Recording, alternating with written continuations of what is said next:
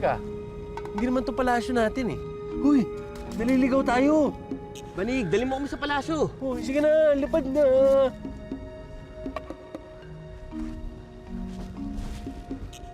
Teka, hindi ba ito yung bahay ni Ministro Lur?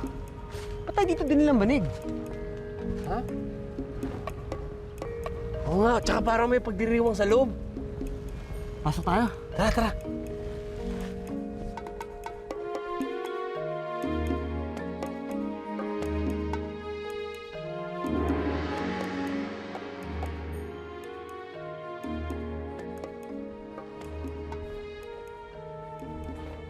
Si Ministro Luor.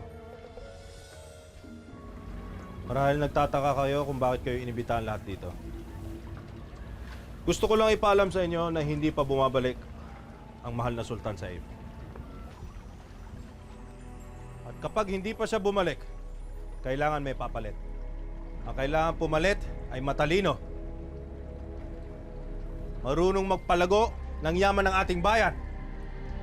Katulad ng pagtaas ko ng buwis na mamahihirap. Nakakatulong sa atin yon.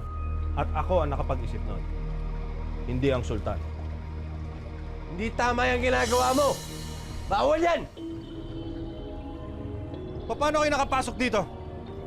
Magsilayas kayo, kundi pupugutan ko kayo ng ulo. Sultan lang ang may kapangyarihan para mag-utos niyan. Mas makapangyarihan ako kaysa sa sultan. Ah! Darating ang araw, ako mismo ang pupugot sa ulo niya. Hawakan niyo! Dating ko.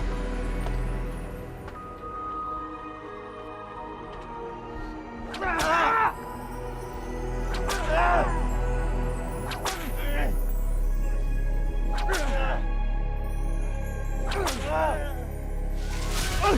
Ano yan? Tulungan niyo ako! Tanggalin niyo! Bilis, bilis! Tanggalin niyo!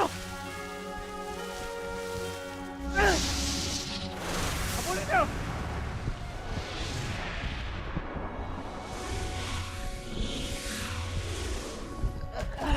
Lipad mo kami! Dali!